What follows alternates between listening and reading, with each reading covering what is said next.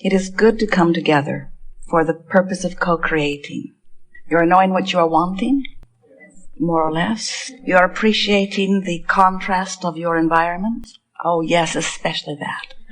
Especially that. You are coming to realize that the contrast or variety from which you choose helps you to decipher and to discern and to come to conclusions. That all of this contrast helps you to focus your desire. And you know that even if you don't speak your desire in words, you usually do, but even if you don't, do you know that whenever you know what you don't want, the equivalent, what you do want, is born from that and is known by source? You just can't be someone living life and sifting through life, observing and having experiences without constant preferences being born. And those preferences that are born, they are the leading edge. They are the furthest most creation, because just to want it is a creation of it. Do you get that? Just to want it sends it forth from you vibrationally. And it is so significant that you are here willing to dive into the contrast and give birth to the desire and give birth to those desires. That when a desire emanates from you vibrationally, the larger part of you embraces it and literally, vibrationally becomes it. So each time an experience causes you to clarify more a preference, whether you are a one-celled organism or a full thinking genius human, or even if you are a collective consciousness. In other words, desire is born and source receives the desire and becomes it. It's a wonderful thing the way it is all working, because you were source energy before you came forth into these physical bodies. Many of you realize that. You refer to that place from which you have come as source often. You think of that non-physical part of you as your soul. But we want you to understand the picture in a fuller sense. We want you to know that, yes, of course, you were non-physical energy before you were the personality that you know as you in this physical body. But even though a part of your consciousness has come forth into this physical body, there is a larger non-physical part of you still non-physically focused. And it doesn't matter whether you call it soul or source. We refer to it most often as your inner being. That vibrational part of you, that solely vibrational part of you, is vibrationally available to you at all times. So here you are in your physical body, also a vibrational being, although you often don't think of yourselves as vibrational. Now you are here so fully functioning as physical beings. You can see yourself and around you with your eyes. Your physical senses help you to interpret this time-space reality in significant ways. And so you often forget, even though all of that seeing and all of that hearing and all of that feeling and smelling and tasting and touching, all that physical tactile beingness, every bit of it is vibrational interpretation. But you're so good at it, you don't say, I think I will vibrationally view you. You say, I see you with my eyes. You don't say, come and give me a vibrational whiff of you, although it is nice. What you say is, I can see you, I can hear you, I can smell you, I can touch you, I can taste you. What you see and hear and taste and smell and feel with your fingertips is all your ability to interpret vibration. And there is another vibration that we will talk a lot about here today that we really want you to get good at interpreting. And that is the vibration that is interpreted through your emotions, because your emotions are your indicator of the vibrational relationship between the source vibration that is always being offered to you and the you in this moment, what you're thinking about vibration. When what you're thinking about in this moment resonates completely with the source within you, you feel what you describe as positive emotions. Feels like joy, feels like eagerness, feels like love or appreciation. But if what you are focused upon in any moment doesn't resonate with the source within you, then it doesn't feel good. That's what hate feels like. That's what disappointment or fear feels like. In other words, the better you feel, the more in sync you are with your broader perspective. And the worse you feel, the more out of sync you are. Now, we acknowledge that it takes a little bit of time to get a handle on your emotions, because most of you have trained yourself apart from them in the sense that you know you have them. It's just that most people that you know, maybe even you, do not use your emotions to guide yourself, which seems sort of crazy to us because it is your emotional guidance system, and you came forth understanding that it would always help you to know whether in any moment in time, which is where all of your power is, you are up to speed with all that you have become or not. Here's how it works.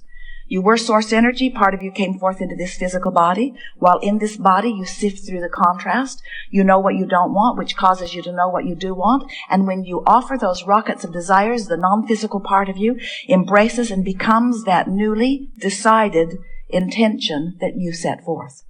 So that means, because of the life you've lived, the non-physical part of you has expanded to a new and improved preference. When someone's rude, you want them to be nicer. When you are rude, you want to be nicer. When you don't have enough of something, you want more of it. If you are sick, you want to be well. All day, every day, you are sifting through the contrast and coming to new conclusions of what would be better. Now, when you think about that in the total context of all that is physically focused, think about how magnificent that process is, that you, out here on the leading edge, who are selfishly, because you can't see or experience other than through the lens of self, as you are having your exposure to life, you are coming to improved preferences, and the source within you is saying, you should know, you're out there on the leading edge, you should know what would be better for you right here and now.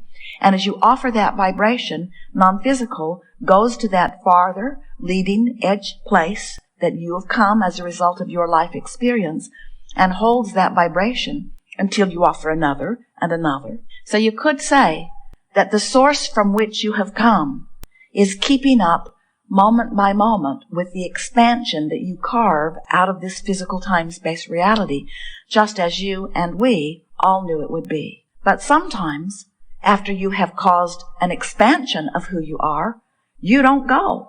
You don't take the expansion. In other words, if you are sick and you ask for greater wellness, your inner being actually becomes, we're not kidding you at all about this, becomes weller vibrationally than that part of you was before the physical part of you got sick. In other words, you carved out through your exposure. Even the cells of your body are emanating these requests. In other words, when one of your cells gets out of whack, it sends forth a request for balance, a request on your behalf. But if you stand here in your sickness, noticing it, pigeonholing it, cataloging it, diagnosing it, worrying about it, fussing over it, commenting on it, looking it up on Google, these are my symptoms. As you hold yourself in the attention of the discord or discomfort that you are feeling, you don't allow yourself to move in the direction of the wellness that has already been carved out. So we want to today draw your attention toward this vortex of creation. Your inner being stands right in the middle of it, and law of attraction is responding to it. And all cooperative components are being drawn. So we want you to ask yourself often, am I, in my physical body, a cooperative component? Life has caused me to expand. Did I go? Or am I a vibrational holdout to my own expansion? And the answer lies in the way you feel. The better you feel, the more you are in sync, the more you are closing the gap between you and you. The worse you feel, the more you are disallowing alignment with who you are. Do you know that whenever life causes a problem to be apparent to you, that in this vortex of creation appears in the precise moment the solution? In other words, in everything that you are living, as you know what you don't want, the equal and equivalent what you do want is born vibrationally. And we just want you to know that when you have a question, there is an answer there. When you have a problem, there is a solution there. When you have a need, there is a supplying of it there. In other words, everything that you live is causing you to ask, and when you do, it is given immediately. It resides in your vibrational vortex of creation. Again, the question is, where are you in relationship to your vortex?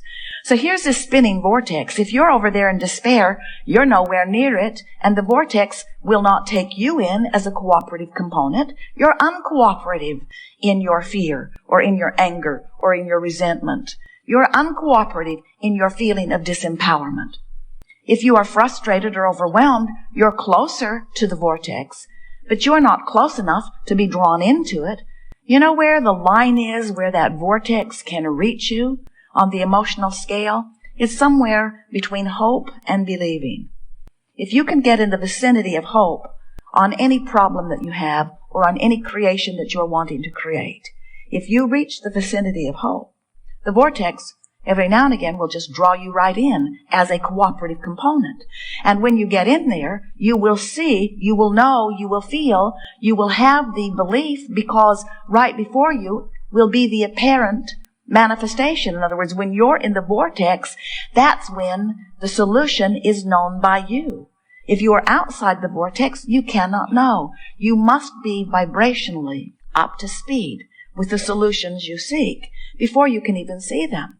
So if you're saying, I've wanted it for so long and I cannot find my way to it, a more accurate thing to say would be, I've wanted it for a long time, and because I've wanted it so long, I have created a vibrational masterpiece in my vortex of creation. But because I can't see it, and I maintain an attitude of doubt, I hold myself vibrationally apart from it where I can't see it. So actually what you're saying, if you really want to be accurate, is, I can't see it because I keep saying that I can't see it.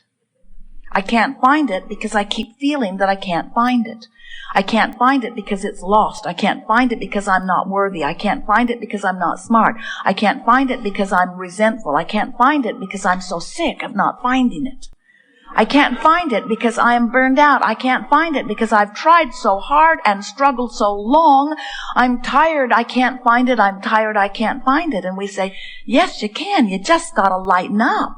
You just got to stop saying you can't find it. You just got to stop beating the drum of what is. You've just got to stop beating the drum of what's missing. You have to stop asking the question, or you can't hear the answer. Because the vibration of the question and the vibration of the answer are two different vibrations. The answer's in the vortex, the question isn't. The problem's not in the vortex, but the solution is. Are you getting the sense of this? You've got to adjust yourself vibrationally to get into the vicinity of what you are looking for before you can see it. Many say, well, that's a bummer. If I was in the vortex, I'd already be happy. You mean I have to feel like I've got it before I can get it? And we say, yes. And you say, then give it to me. Then give it to me and I'll feel like I've got it. But it's very difficult for me to feel like I've got it when I don't have it. And we say, there you go again. You're focused upon not having it. And you say, well, how can I know the sweetness of having something that I don't have? And we say, are you completely rooted in what is? Can you only look at what is? Or do you have the power to remember, the power to imagine, or better still, do you have the power that the source within you has, that when you know what you don't want, an equal and equivalent what you do want is born? In other words, don't you know in a more acute way that you want to be well when you are sick than any other time? Isn't that when wellness really focuses within you? And if you could ride the rocket of wellness rather than drag yourself around in the probing and poking of the illness, you would be weller after you were sick than you were before you were sick, every single time. So, we are eager to talk with you about anything that is important to you. We see our greatest advantage to you to lure you into the vortex. We've written several books, and every book is full of processes, and every process has been written with the express intent of helping you to release the resistance, which is the only thing that ever holds you out of the vortex. If you were resistance-free, you would be like the cork bobbing right back to the surface. You have to hold that cork under the water. When you let it goes right back to the surface where it and you belong. So when you no longer beat the drum of the problem, the solution comes. When you no longer beat the drum of being lost, you find your way. When you no longer beat the drum of what you don't want, you find the equal and equivalent what you do want. These are the laws of the universe, and they are working for you. You've just got to work with the laws. You can't buck your own current and get to where you want to be.